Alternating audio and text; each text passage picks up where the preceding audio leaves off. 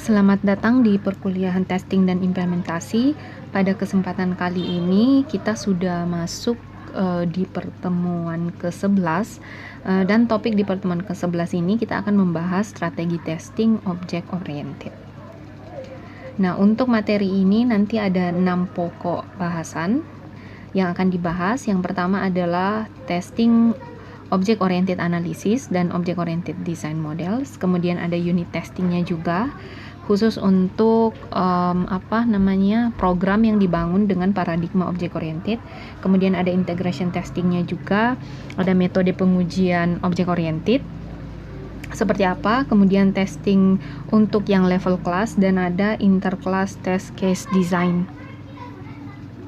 Nah, apa tujuan pembelajaran untuk topik ini? Yang pertama itu Anda diharapkan nanti bisa menjelaskan strategi pengujian perangkat lunak untuk aplikasi yang dibangun dengan berorientasi objek. Kemudian yang kedua tujuannya adalah untuk mengetahui metode perancangan pengujian untuk perangkat lunak yang berorientasi objek. Nah, untuk pengujian dengan aplikasi yang berorientasi objek itu ada tiga hal yang penting yang harus diketahui. Yang pertama adalah cakupan pengujian itu perlu diperluas dibandingkan dengan pengujian dengan skala perangkat lunak yang konvensional yang kita sudah bahas sebelumnya. Nah, untuk yang diperluas ini seperti apa maksudnya? Jadi tidak hanya kemudian pengujiannya fokus ke hasil implementasi, tetapi juga diuji di proses analisis dan perancangan model object orientednya. Nah, yang kedua adalah ada juga unit testing. Nanti yang jadi unit yang dimaksud di unit testing adalah kelas di object oriented. Kemudian ada integration testing. Nah, integration testing ini yang dilakukan adalah mengkolaborasikan antar kelas. Nah, ini dikatakan bahwa unit testing dan integration testing untuk object oriented itu sedikit berbeda dibandingkan dengan yang strategi pengujian serupa pada aplikasi konvensional. Kemudian poin yang ketiga yang perlu diketahui tentang pengujian berorientasi objek adalah perancangan test case-nya. Nah, perancangan test case itu harus mempertimbangkan karakteristik perangkat lunak yang berorientasi objek. Perangkat lunak yang dibangun dengan paradigma berorientasi objek itu ada sedikit berbeda, di mana yang kita ketahui di pemrograman berorientasi objek di sana ada konsep yang disebut dengan kelas, kemudian enkapsulasi, ada inheritance dan sebagainya. Nah, oleh karena itu pengujian di object oriented juga mempertimbangkan hal-hal tersebut. Nah, untuk yang pertama tadi dikatakan bahwa untuk menguji perangkat lunak berorientasi objek kita harus memperluas ke pengujian di object oriented analisisnya dan desain. Nah, itu ada dua hal yang perlu dipastikan kebenarannya, yaitu kebenaran sintaks yang ada dan kebenaran semantiknya yang diuji. Nah, kebenaran sintaks maksudnya kalau di tahap analisis dan desain itu kan kita pakainya diagram UML. Nah, untuk merepresentasikan perangkat lunak yang akan dikembangkan. Nah, diagram UML yang dihasilkan itu perlu diuji kebenarannya. Nah, kalau dari segi sintaks yang diuji adalah dilakukan technical review untuk notasi yang digunakan. Apakah notasi-notasi di model yang kita gambarkan itu sudah tepat? Nah, jadi pengujian untuk OOA dan OOD-nya ini, analisis dan desainnya, bukan pengujian dengan pengujian pada umumnya dengan melakukan pengujian secara langsung seperti itu dengan executable program, tetapi hasil analisis dan desainnya, yaitu pengujiannya berupa technical review. Jadi sintaksnya dilihat apakah notasi-notasi yang digunakan dalam diagramnya sudah benar atau tidak. Kemudian harus diuji juga kebenaran semantik dari hasil analisis dan desain. Nah, ini sama caranya dilakukan dengan technical review, dilihat apakah model yang digunakan itu sudah mencakup domain masalah dari aplikasi. Jadi misalnya kalau kita gambar use case diagram itu dipastikan bahwa seluruh interaksi antara user dan sistem yang dikembangkan itu sudah masuk di dalam use case-nya. Nah, misalnya seperti itu. Atau di review lagi misalnya diagram diagram sequence-nya. Nah, itu apakah semua interaksi antara komponen untuk satu use case itu sudah tepat, seperti itu.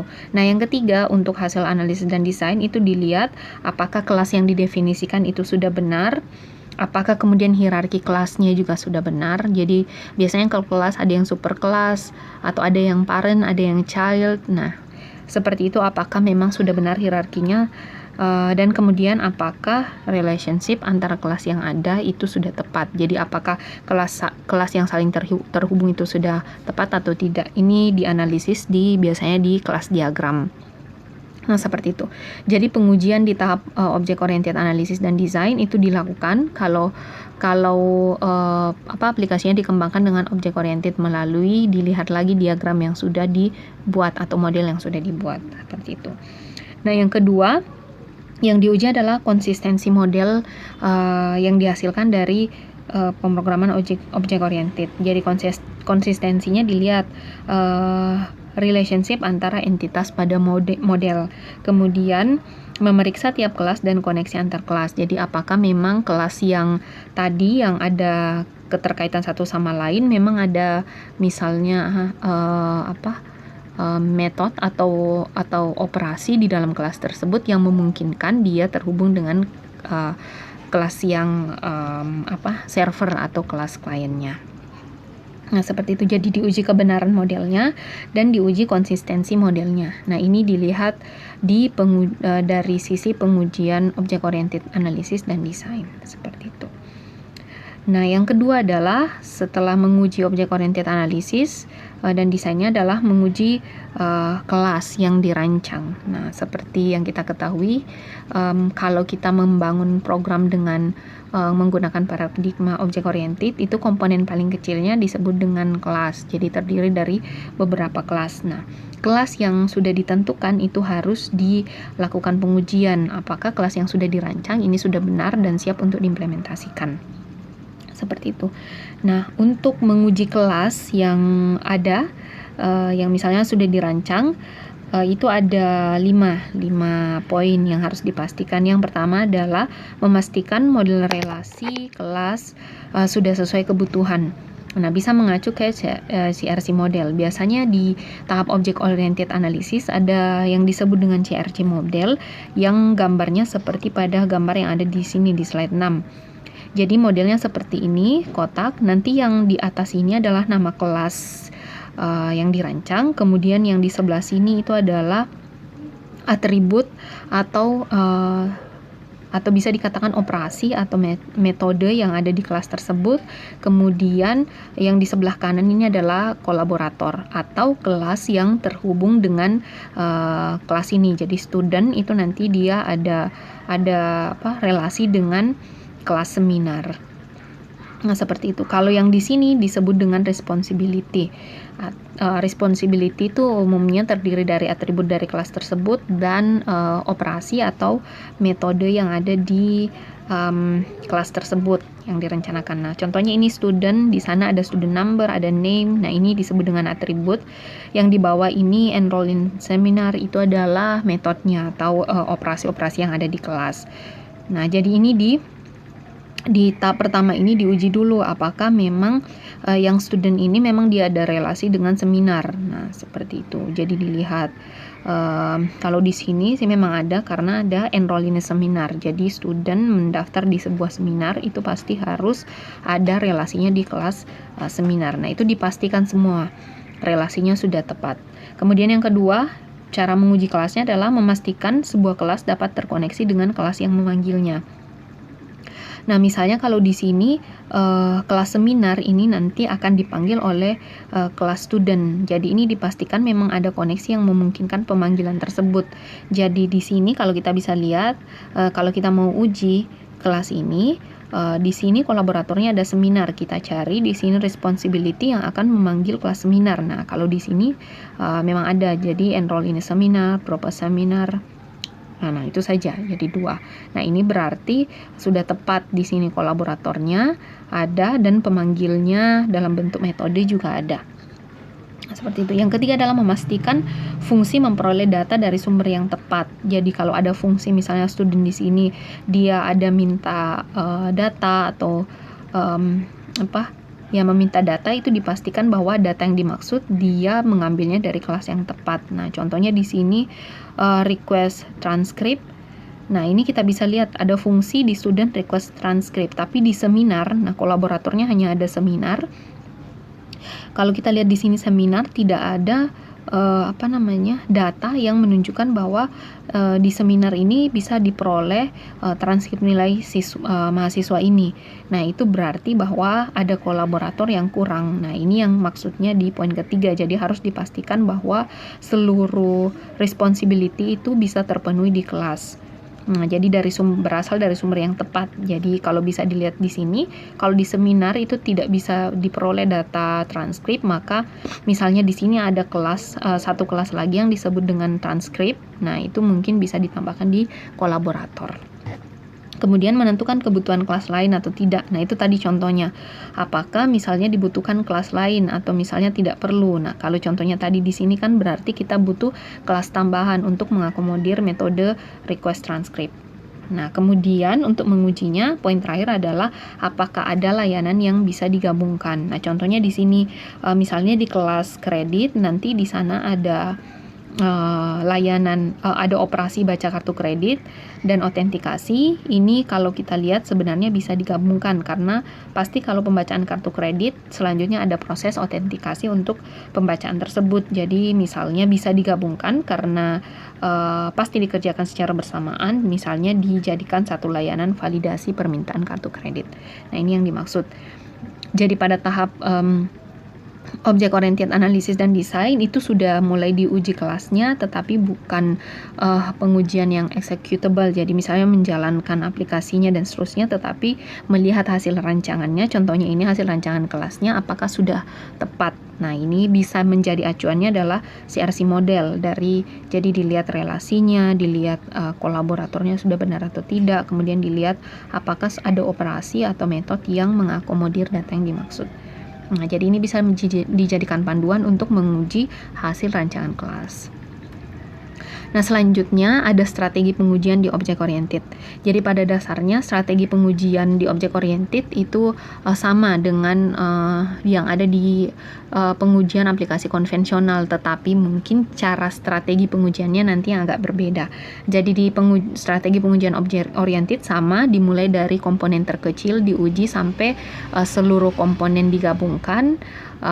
Kemudian diuji secara satu aplikasi secara utuh. Kalau yang kemarin itu di pengujian yang konvensional dimulai dari unit testing, nanti terakhir ada sistem testing yang sudah menguji secara keseluruhan. Nah, di pengujian OO juga object oriented juga sama, jadi dimulai dari komponen terkecil yang dimaksud di sini adalah unit testing. Tetapi mungkin yang berbeda adalah yang menjadi unitnya. Nah, kalau di konvensional yang kemarin yang menjadi komponen terkecil atau yang menjadi unit yang diuji pertama kali di awal bisa berupa modul, bisa berupa mungkin fungsi, jadi komponen yang terkecil di program yang bisa dieksekusi, jadi bisa fungsi, kemudian bisa modul, bisa subsistem dan seterusnya. Nah, kalau di object oriented yang diuji di unit testing itu adalah kelas dari program yang ada. Jadi setiap kelas itu diuji secara independen. Nanti dari kelas tersebut apa yang diuji, dia fokusnya ke operasi yang ada. Atau kalau di object oriented kita sebutnya adalah metode pada kelas tersebut, metode yang ada di kelas tersebut. Nah, itu jadi fokusnya ada di situ. Dan state behavior dari kelas yang ada. Jadi misalnya kalau account di misalnya perbankan ada state-nya berupa saldo misalnya. Nah, jadi yang fokus diuji adalah operasi yang ada di account di kelas tersebut dan state-nya, misalnya yang tadi account itu adalah saldo. Jadi apakah perubahan saldo yang ada di kelas tersebut sudah tepat. Nah, jadi nanti cara menguji operasi seperti apa, kan di setiap kelas itu ada banyak operasi, apakah diuji satu persatu atau kalau misalnya serangkainya, nanti ada strateginya kita bahas selanjutnya. Nah, yang kedua itu juga dilanjutkan dengan integration testing. Jadi sama, mulai dari unit testing, integration testing. Tapi di sini ada yang berbeda dengan aplikasi yang dikembangkan dengan object oriented. Nah, kalau yang di konvensional saya Kalau yang di konvensional itu kan ada pendekatan yang bottom up, kemudian top down dan seterusnya. Nah, kalau di object oriented pendekatan itu kurang bisa digunakan karena arsitektur aplikasinya mungkin agak berbeda. Jadi tidak seperti ada level seperti itu, seperti yang di konvensional. Jadi ada 3 strategi yang bisa digunakan untuk integration testing, yaitu yang pertama ada thread based testing. Jadi berdasarkan threadnya dilihat, jadi akan diuji penggabungan beberapa kelas, tapi dilihat berdasarkan kelas yang menangani satu input atau event tertentu. Nah, misalnya untuk integration testing itu kombinasi kelas yang akan diujikan itu akan disesuaikan dengan event yang ditangani oleh kelas tersebut. Misalnya untuk diperbankan misalnya untuk penarikan atau penyetoran. Nah, penyetoran misalnya ada satu inputan berupa sejumlah nilai yang disetorkan. Nah, itu dilihat apa saja kelas-kelas yang terlibat di dalam proses tersebut atau input tersebut atau event tersebut. Nah, itu kemudian yang diujikan kombinasi kelasnya. Nah, ini yang dimaksud dengan thread based testing. Jadi tidak secara random misalnya dipilih kelas yang saling terkait, tapi didasarkan atas misalnya ada satu thread atau satu event atau satu inputan yang ditangani oleh kelas tersebut secara bersamaan. Kemudian yang kedua ada use based testing, jadi menguji independent class lalu dependent class-nya.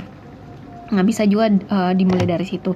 Jadi kalau ada kelas yang saling berkolaborasi, dimulai dari independent class. Jadi kelas yang tidak tergantung dengan kelas lain. Jadi dimulai diuji di situ, lalu dilanjutkan dengan dependent class. Jadi kelas yang bergantung dengan kelas yang lain. Jadi punya relasi dengan kelas yang lain.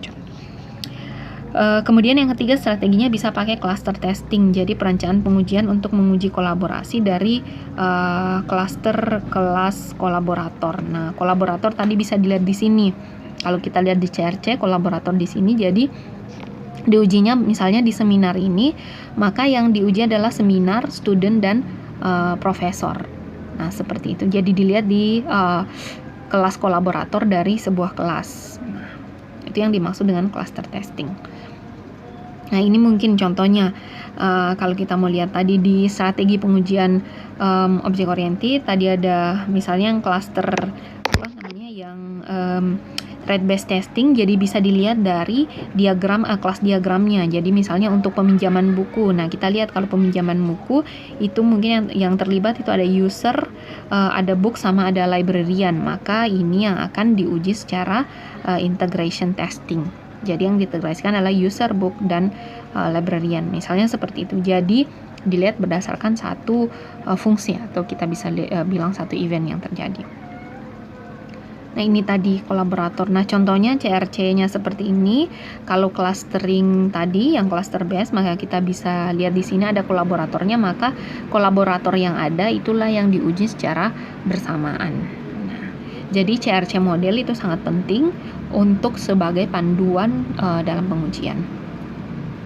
Nah, selanjutnya itu sama juga strateginya dilakukan validation testing. Nah, ini sebenarnya kalau validation testing di object oriented dan di aplikasi konvensional itu sama. Jadi pengujian fungsinya yang diuji apakah sudah sesuai dengan keinginan pengguna dari aplikasi yang dibuat. Jadi bukan lagi berbicara tentang error aplikasinya dan seterusnya. Jadi sudah berbicara apakah fungsi yang ditawarkan di perangkat lunak sudah sesuai dengan harapan pengguna. Nah, untuk validation testing di object oriented itu panduannya bisa menggunakan use case diagram. Jadi kan kalau di use case diagram kelihatan aktornya itu bisa apa saja di sistem. Nah, itu kemudian disesuaikan. Jadi kalau use case-nya ada 7, nah yang diuji adalah ke-7 layanan tersebut bagaimana kesesuaiannya dengan keinginan pengguna. Nah, di validation testing itu black box testing bisa digunakan. Ada beberapa teknik di black box testing yang bisa digunakan seperti equivalence partitioning, kemudian ada graph based testing. Nah, itu bisa digunakan di sini di aplikasi yang dibuat menggunakan object oriented. Nah, bisa juga untuk validation testing mengacunya ke model behavior seperti state chart yang ada atau misalnya pakai sequence diagram. Sepertinya ini sudah pernah jadi tugas kalian di aplikasi yang menguji aplikasi konvensional. Jadi sama, di object oriented bisa menjadikan panduan si sequence diagram untuk mengembangkan test case untuk pengujian di validation testing. Oke.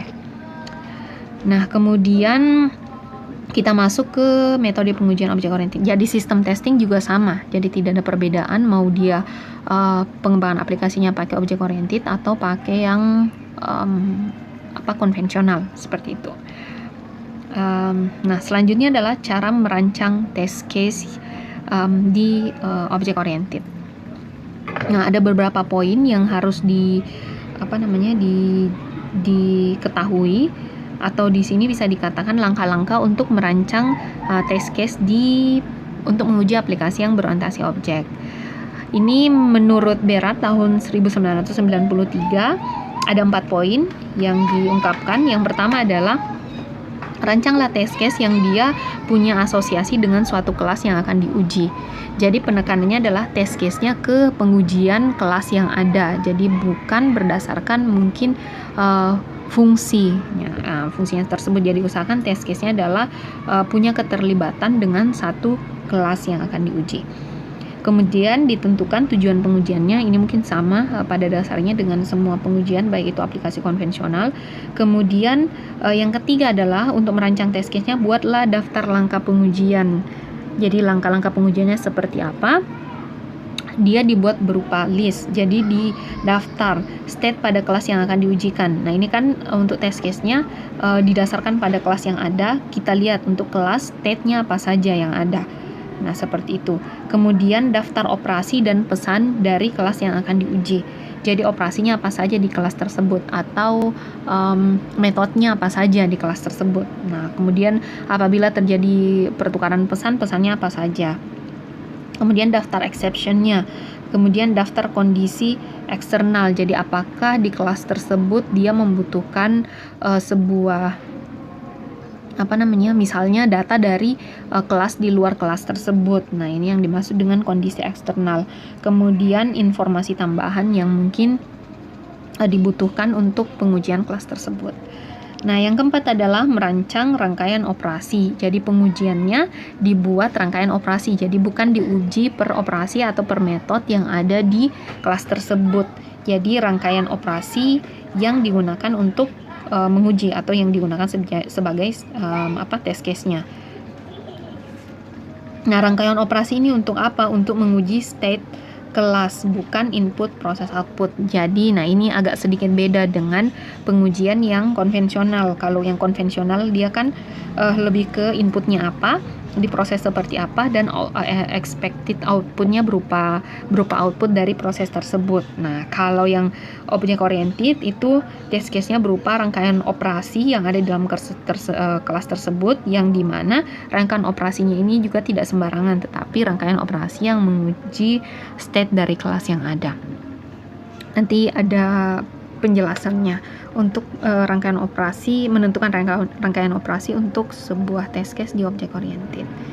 Oke, nah itu 4 poin yang perlu diketahui. Selanjutnya adalah ini beberapa hal terkait dengan konsep object oriented yang perlu diperhatikan untuk merancang test case-nya. Nah, di object oriented seperti kita ketahui ada konsep yang disebut enkapsulasi. Jadi kelas itu konsepnya enkapsulasi, di mana satu kelas dia punya atribut dan operasi. Operasi ini disebut juga dengan metode. Nah, ini enkapsulasi, jadi perancangan test case-nya harus memperhatikan konsep ini. Nah, tadi sudah dijelaskan sebenarnya. Kemudian ada konsep superclass dan subclass atau hierarki, inheritance. Nah, seperti itu. Jadi kelas yang ada itu bisa diturunkan di kelas yang lain, seperti itu. Nah, bagaimana pembuatan test case-nya? Misalnya ada sebuah kelas yang merupakan inheritance atau turunan dari kelas yang lain. Apakah kelas turunan tersebut juga harus diuji? Nah, itu kalau di dalam konsep konsep object oriented, setiap kelas walaupun dia berupa kelas turunan itu tetap harus diuji, tetapi kalau misalnya kelas tersebut merupakan kelas turunan, itu bisa menggunakan test case dari kelas induknya. Nah, seperti itu. Jadi bisa menggunakan test case yang sama. Kalau misalnya operasi-operasi yang ada yang diturunkan dari kelas induknya memang mengerjakan hal yang serupa, seperti itu.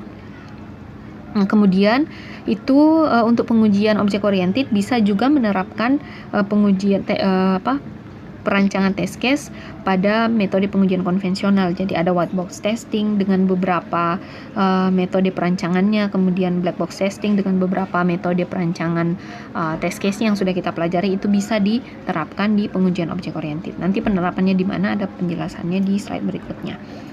Nah, yang ketiga ada yang disebut dengan konsep fault based testing. Jadi untuk menguji di aplikasi berbasis orientasi objek itu bisa dengan membuat hipotesis kesalahan yang ada. Nah, jadi kita pengujinya membuat kira-kira kemungkinan kesalahan itu di mana. Nah, ini disebut dengan hipotesis kesalahan. Kemudian dari hipotesis tersebut, kemungkinan kesalahan yang ada diuji rancangan atau kodenya. Nah, seperti itu.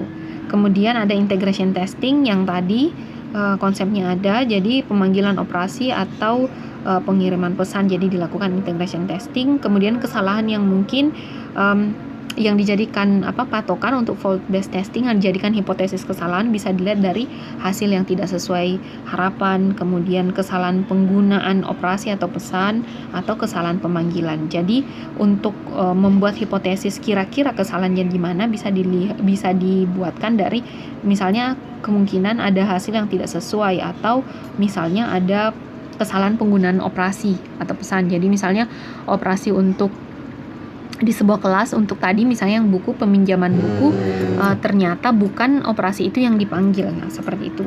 Atau ini kesalahan pemanggilan. Jadi pemanggilan metodenya. Kemudian fokus integration testingnya dia mencari kesalahan pada kode pemanggil. Nah, ini menjadi strategi. Jadi kalau di integration testing kita fokus pengujiannya ke kode pemanggil. Nah, kan kalau di dalam kelas ada metode yang kemudian dia di dalam metode tersebut, operasi tersebut dia memanggil kelas yang lain. Nah, yang menjadi fokus pengujiannya adalah operasi pemanggil tersebut. Jadi bukan misalnya operasi yang ada di kelas yang dipanggil. Nah, seperti itu. Nah, di sini bisa lebih terarah nanti pengujiannya. Nah, kemudian test case dan hierarki kelas. Nah, ini contohnya konsep inheritance yang tadi saya sebutkan. Ada pewarisan di mana biasanya menghasilkan superkelas dan subkelas. Nah, seperti ini bagaimana perancangan test case-nya. Jadi pengujian dilakukan baik pada kelas induk maupun kelas turunan. Tadi saya sudah jelaskan. Jadi misalnya buku dan email ini merupakan kelas turunan dari dokumen. Nah, kalau kelas turunan kan dia mewarisi semua atribut dan semua metode atau operasi yang ada di kelas induknya. Nah, ini apakah kemudian atribut dan operasi ini, misalnya dokumen sudah diuji, apakah perlu diujikan untuk buku dan email? Nah, jawabannya adalah perlu. Nah, di sini. Jadi pengujian dilakukan baik di kelas induk maupun di kelas turunan. Karena apa? Karena bisa saja operasi yang ada di dokumen, misalnya get authors, itu akan menghasilkan hasil yang berbeda kalau dia ada di kelas turunannya. Maka tetap harus dilakukan pengujian, tetapi tadi bisa menggunakan test case yang sama antara kelas induk dan kelas turunan. Nah, selanjutnya ada metode pengujian. Metode perancangan test case bisa juga berdasarkan skenario atau skenario based test case. Nah, skenarionya ini bisa dihasilkan dari use case diagram. Jadi mencari error pada interaksi aktor dengan sistem. Nah, interaksi aktor dengan sistem kita bisa dilihat dari use case diagram. Nah, di situ. Jadi skenario yang dibuat untuk test case-nya itu berdasarkan dari interaksi yang ada di use case diagramnya. Kemudian menyusun skenario dan mengidentifikasi error berdasarkan skenario tersebut. Jadi menyusun skenario pengujian berdasarkan layanan yang ada di use case diagram.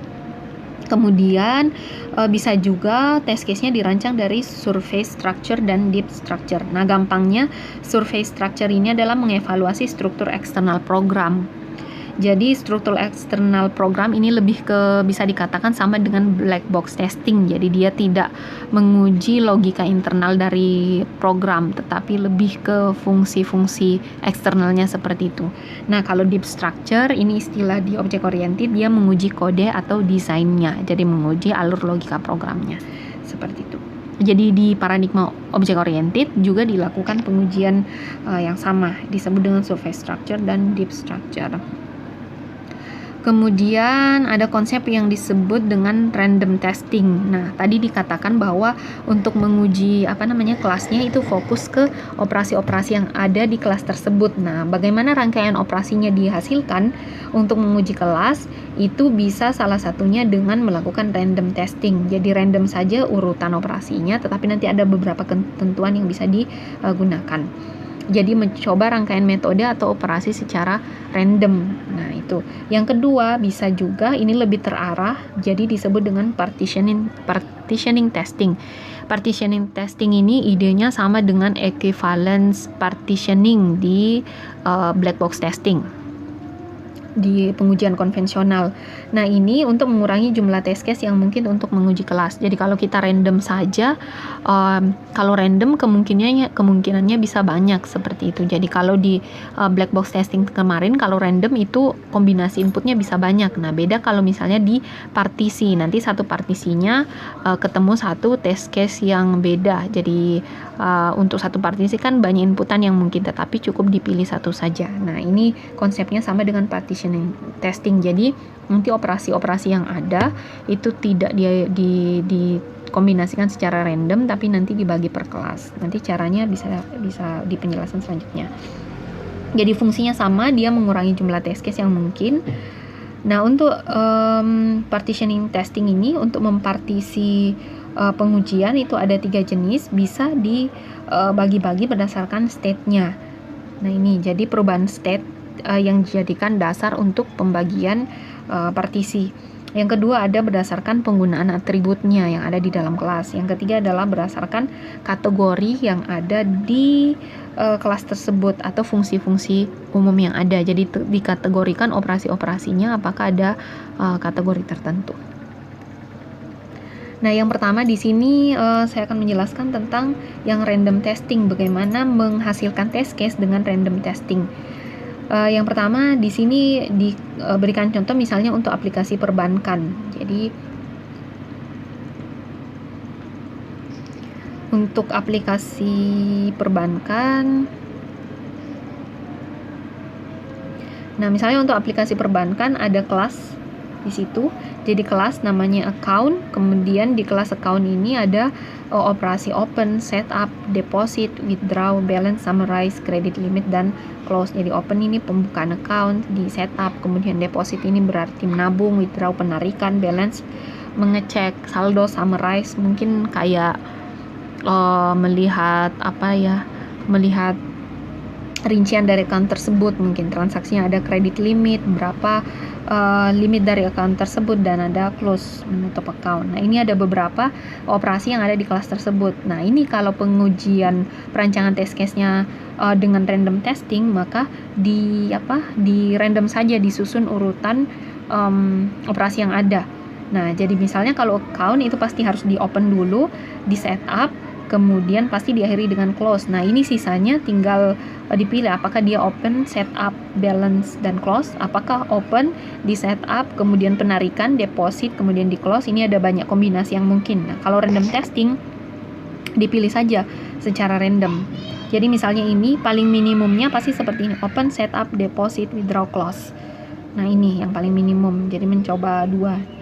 Open, setup, ini pasti yang close, deposit, withdraw. Nah, ini kombinasi yang lain bisa open, setup, deposit, ini dalam kurung kombinasi yang mungkin. Misalnya open, setup, deposit, kemudian di deposit lagi, kemudian withdraw dan close. Bisa juga open, setup, deposit, withdraw, dan close. Nah, kalau random dipilih saja secara random kombinasi yang mungkin. Seperti itu. Nah, kalau partition testing, nanti operasi-operasi yang ada itu dibagi-bagi berdasarkan beberapa partisi. Nah, kita mulai dari state based partitioning. Nah, misalnya bisa dibagi seperti ini, operasi yang ada di kelas account tadi dibagi-bagi berdasarkan ada yang state operation, ini adalah operasi yang mengubah state. Kalau account ini state-nya berupa saldo di rekening, jadi yang merubah state tersebut, merubah saldo yang ada jadi state-nya itu pasti adalah, itu kan biasanya saldo. Nah, yang merubah saldo ini itu deposit sama withdraw, jadi penarikan dan penyetoran seperti itu. Nah, ini. Nah, jadi dikategorikan, jadi dicari operasi yang merubah state. Oh, ternyata ada deposit dan withdraw. Kemudian dicari operasi yang tidak merubah state. Jadi kalau balance cuman kan mengecek saldonya, jadi tidak merubah state-nya. Atau summarize, melihat rangkuman misalnya transaksinya dan credit limit, berapa limit kredit, atau mungkin ini berapa limit penarikan mungkin ya. Dan kemudian akan dirancang test case dari dua jenis hasil partisi ini. Jadi nanti hanya ada dua test case yang dibuat. Yang pertama adalah test case yang pertama itu berupa rangkaian operasi yang termasuk dalam state operation, yaitu deposit dan withdraw. Jadi dibuat saja test case-nya adalah operasi open, kemudian setup, deposit, withdraw, close. Nah, misalnya seperti itu. Atau bisa juga open, setup, deposit, withdraw. Nah, pokoknya test case yang melibatkan state operasi yang ada di sini. Kemudian test case yang kedua, nanti test case-nya melibatkan semua operasi yang ada di non-state operation. Jadi tinggal open, setup, deposit itu jadi bisa melibatkan yang state operation yang ada di atas. Open, setup, deposit, summarize, credit limit, withdraw, dan close. Nah, seperti itu. Atau bisa juga open, setup, deposit, balance, credit limit, withdraw, dan close. Nah, jadi di sini bisa dilihat perbedaannya. Kalau pakai partition testing itu test case-nya bisa lebih sedikit. Jadi misalnya di sini cuma ada 2 test case dibandingkan dengan random, itu bisa banyak kemungkinan kalau kita pakai random. Nah, selanjutnya dipartisi berdasarkan atributnya. Jadi misalnya di sini kita ambil yang atribut balance. Jadi dibagi partisinya. Jadi di kelas account itu ada atribut. Misalnya yang balance itu adalah berapa, balance itu saldo. Jadi atribut saldo dilihat operasi-operasi yang terkait dengan saldo tersebut. Jadi bagi partisinya operasi yang menggunakan balance saja, operasi yang bisa mengubah balance, dan operasi yang tidak menggunakan dan tidak mengubah balance. Jadi dibagi seperti itu. Maka test case yang dibuat disesuaikan dengan partisi yang ada. Misalnya operasi yang menggunakan balance itu cuman yang balance ini, jadi melihat saldo. Kemudian kalau yang bisa mengubah balance itu berarti deposit dan withdraw. Nah, kemudian operasi yang tidak menggunakan dan tidak mengubah balance,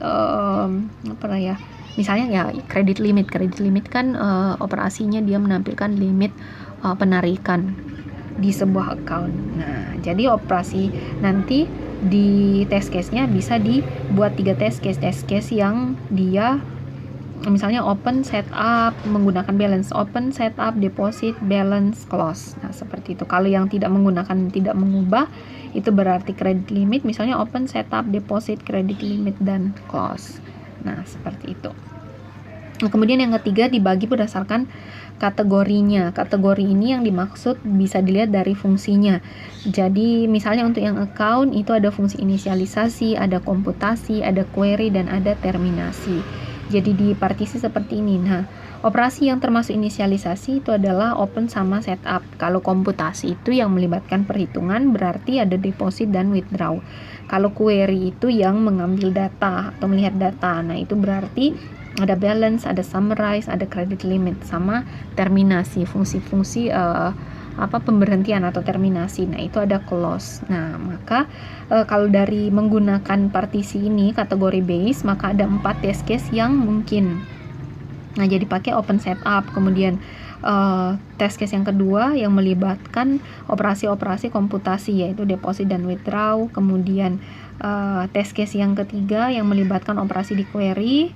Yang query ini ada balance, summarize, credit limit, dan operasi keempat yang ada close-nya. Ya, test case yang keempat yang ada close-nya. Nah, seperti itu. Nah, jadi untuk partitioning testing bisa menggunakan 3 jenis. Jadi bisa dipilih salah satunya, mau pakai yang dipartisi berdasarkan kategori, dipartisi berdasarkan atribut, atau dipartisi berdasarkan state yang ada di kelas tersebut. Nah, jadi ini adalah cara dalam menguji kelas atau yang ada di unit testing. Nah, unit testing kan yang diuji adalah kelasnya. Nah, bagaimana menyusun test case untuk menguji kelas tersebut? Nah, bisa menggunakan metode ini, pakai random atau yang pakai partition testing. Nah, bisa dilihat di sini dalam pengujian unit testing fokusnya adalah menguji rangkaian operasi. Jadi di sini bedanya dengan yang konvensional, di mana kalau konvensional dia fokusnya input, proses, sama outputnya apa. Nah, yang kedua adalah perancangan test case yang interclass, atau ini yang akan digunakan di integration testing. Jadi integration testing itu kan mengintegrasikan beberapa kelas, menggabungkan beberapa kelas, kemudian diuji interaksi antar kelas tersebut. Nah, untuk integration testing bagaimana strategi menyusun test case-nya. Nah, ini ada penjelasannya, bisa menggunakan random juga. Kayak tadi, kayak yang kelas, bisa menggunakan random test case. Jadi di rangkaian operasi untuk kolaborasi kelas itu di random saja. Langkah-langkahnya bisa seperti ini. Jadi pada kelas klien, nah kelas klien ini adalah kelas yang menerima operasi, menerima data. Seperti itu. Jadi kelas server adalah kelas yang mengirim data. Berarti kalau misalnya kelas yang dipanggil itu adalah dia berarti kelas server. Jadi kelas yang memanggil, yang mengeksekusi metode untuk memanggil kelas itu disebut dengan kelas klien. Jadi pada kelas klien ini gunakan daftar operasi untuk menghasilkan beberapa random test sequence. Jadi pada saat ada beberapa kelas yang akan diuji interaksinya, jadi diambil kelas yang berfungsi sebagai kelas klien atau yang memanggil kelas lain. Kemudian di kelas itulah nanti yang diambil operasi yang ada. Jadi ini di random test sequence, operasi mengirimkan pesan. Jadi operasi yang diambil adalah operasi yang mengirimkan pesan ke kelas server. Jadi tidak semuanya kemudian operasi yang diuji seperti yang di kelas. Jadi di unit testing yang diuji kelas itu kan sudah diuji semua operasi yang ada. Nah, kalau yang di integration testing diambil operasi yang ada di klien, kemudian operasi yang diambil adalah operasi yang memanggil kelas lain atau kelas server, seperti itu. Nah, kemudian untuk setiap pesan tentukan kelas kolaboratornya dan operasi yang bersesuaian dengan kelas server. Jadi untuk setiap pesan yang dikirimkan dilihat untuk pesan tersebut kelas yang dipanggil untuk mendapatkan data itu kelas yang mana. Ditentukan kelas kolaboratornya dan operasi yang bersesuaian pada kelas server. Jadi di kelas server ada juga operasi yang bersesuaian dengan pesan yang dimaksud dari kelas klien. Nah, itu diidentifikasi. Kemudian yang ketiga, untuk setiap operasi di objek server tentukan pesan yang akan dikirimkan. Selanjutnya untuk setiap pesan yang dikirimkan tentukan operasi selanjutnya yang dipanggil. Nah, ini biasanya dari kelas servernya itu nanti ada kelas lain yang dipanggil, maka itu disesuaikan dan dimasukkan ke dalam test sequence-nya atau rangkaian operasi yang ada. Nah, mungkin kalau langkah-langkahnya masih terlalu abstrak kalau kita jelaskan seperti ini, nanti kita lihat contohnya di sini. Nah, untuk perancangan test case yang interclass nanti ada beberapa cara yang bisa digunakan. Jadi sama dengan yang kelas tadi, bisa secara random, bisa secara partisi. Nah, ini kita pertama lihat dengan cara multiple class random test case. Tadi sudah ada langkah-langkahnya. Nah, misalnya di sini yang kotak ini adalah kelas. Nah, ini diperluas lagi dari contoh yang tadi. Jadi ini kelas-kelas untuk misalnya aplikasi perbankan. Nah, ini ada kelas ATM user interface, ada ATM, ada kelas bank, ada kelas kasir, kemudian ada kelas account, ada kelas validation info. Nah, kemudian untuk setiap kelas bisa dilihat di sini. Jadi yang diidentifikasi adalah metode atau operasi yang dia operasi yang berkomunikasi dengan kelas lain. Nah, kalau di kelas kan ada operasi-operasi seperti operasi getter sama setter, itu dia tidak ada kaitannya, jadi dia tidak memanggil misalnya kelas lain. Nah, jadi ini untuk kelas-kelas di sini diidentifikasi operasi yang dia interaksi dengan kelas lain atau mengambil pesan atau mengirimkan pesan ke kelas yang lain. Nah, contohnya yang ini ATM user interface, dia ada kelas card insert. Nah, ini yang berkomunikasi dengan atau memanggil kelas yang lain. Ada password, deposit, withdraw, account status. Nah, jadi dituliskan di sini gambarannya. Misalnya untuk bank, untuk kelas bank dia ada kelas valid PIN sama validasi account, dan dia harus mengakses atau mengirimkan pesan ke kelas validation info. Nah, seperti ini. Nah, kalau untuk yang pakai random class, misalnya di sini akan diuji kolaborasi atau integration testing antara ATM dan bank, kelas ATM dan bank. Nah, seperti itu. Jadi bisa dilihat di sini ada beberapa operasi yang mungkin. Nanti kita buatkan saja test case-nya. Jadi untuk ATM, misalnya untuk verify account, verify PIN, sama deposit request. Nah, seperti itu. Jadi untuk melakukan dari ATM untuk meminta untuk misalnya penyetoran lewat ATM, itu pasti akan melibatkan operasi ini, verify account, verify PIN, dan deposit request, dan akan berkolaborasi dengan kelas bank. Jadi pertama dituliskan rangkaian operasi yang ada untuk kolaborasi ATM dan bank, misalnya seperti verify account, verify PIN, deposit request. Nah, langkah yang kedua tadi adalah menentukan kelas kolaborator untuk operasi tersebut. Nah, jadi kalau misalnya dari kelas ATM ini, yang tadi 3 operasi itu, dia pasti membutuhkan kelas lain, yaitu kelas validation info ini, karena terkait dengan verify account, itu pasti dia akan harus validasi PIN sama account-nya, dan validasinya dilakukan di kelas validation info. Dan kemudian untuk deposit request, jadi ingin penyetoran, itu pasti dia akan mengakses account, jadi untuk balance-nya nanti kan pasti balance-nya akan bertambah. Maka kelas kolaborator lain untuk ketiga operasi ini adalah account. Nah, ini jadi ditentukan kelas kolaborator untuk rangkaian operasinya. Setelah itu adalah ditambahkan ke dalam test sequence-nya. Jadi ditambahkan di dalam rangkaian operasinya, operasi apa yang terkait di kelas kolaborator tersebut. Jadi misalnya untuk pertama verify account. Nah, di sini verify account dia pasti butuh kelas bank. Kemudian dari bank ini nanti dia butuh validasi PIN, validasi account. Nah, validasi account di sini saya tuliskan. Nah, jadi untuk verifikasi account nanti ada di bank. Nanti dari bank ini perlu dia akses validasi account, operasi validasi account jadi cara penulisannya di kelas kolaborator validation info. Nah, selanjutnya ada operasi tadi verify PIN di sini. Nah, verify PIN kita tuliskan kelas yang terkait itu adalah kelas bank. Nanti dari bank ini dia harus validation PIN di validation info. Nah, jadi ditambahkan operasi dan kolaborator kelasnya. Untuk selanjutnya dia mau deposit request. Deposit request berarti butuh kelas bank juga. Nanti dari bank dia harus akses ke account. Nah, accountnya nanti dia mengakses yang deposit ini. Nah, jadi dituliskan dia deposit. Jadi operasi yang diambil adalah operasi deposit di kelas account kolaborator. Nah, jadi test sequence untuk kolaborasi ATM dan bank. Nah, misalnya integration testing untuk menguji ATM dan bank, maka test case-nya adalah seperti ini. Jadi rangkaian operasi yang dilakukan yang menjadi test case seperti ini. Nah, misalnya begitu juga kalau misalnya untuk verify account, verify PIN, dan misalnya withdraw request. Nah, cara untuk menentukan test case-nya juga dilakukan dengan tahap yang sama dengan ini.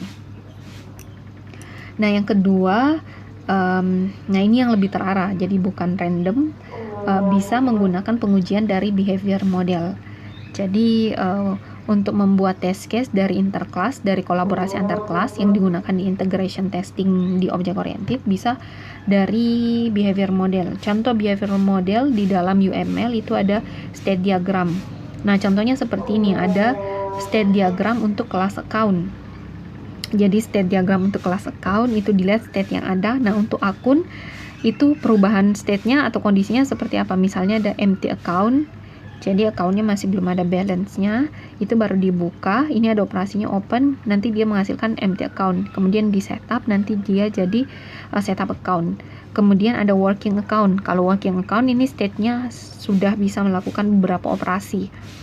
Nah, untuk dari setup account ke status working account, dia harus melakukan penyetoran awal atau deposit inisial. Kemudian kalau sudah jadi working account, itu bisa deposit, bisa withdraw, bisa penarikan, bisa penyetoran, bisa pengecekan balance, bisa kredit, bisa account info. Nah, untuk kemudian dari state ini bisa misalnya penarikan yang terakhir, jadi ditarik sisa saldonya untuk final. Nah, itu bisa menjadi non-working account. Kalau accountnya ditutup, maka dia state-nya berubah menjadi dead account. Nah, dari state diagram ini bisa dituliskan rangkaian test case yang ada. Nah, seperti ini. Jadi misalnya rancangan test case-nya mencakup semua state. Jadi pada saat dibuat test case-nya harus mengakomodir semua state yang ada. Misalnya test case yang satu dimulai dari jadi test case-nya mulai dari empty account sampai dead account. Jadi dimulai dari open, setup account, kemudian deposit, kemudian bisa pakai yang withdraw, kemudian bisa dari withdraw final, kemudian close. Nah, ini jadi melewati semua state yang ada. Kemudian test case yang kedua dimulai dari open, setup account, kemudian ada deposit inisial, kemudian bisa balance, kredit, withdraw final, kemudian close. Test case yang ketiga bisa open, setup, deposit inisial, kemudian pakai account info, kemudian withdraw final, kemudian ada close. Nah, seperti itu. Jadi ini kalau perancangan test case interclassnya berdasarkan state yang ada atau diagram kelas. Nah, tinggal nanti disesuaikan. Kalau misalnya untuk deposit, apakah dia perlu mengakses kelas yang lain atau tidak? Nanti tinggal ditambahkan kelas yang diakses, kolaboratornya apa, dan operasi di kolaborator tersebut apa. Nah, itu tadi pembahasan tentang strategi pengujian untuk aplikasi object oriented. Kalau ada yang kurang jelas, mungkin nanti bisa ditanyakan di Google Classroom-nya. Saya cukupkan untuk pertemuan kali ini. Terima kasih.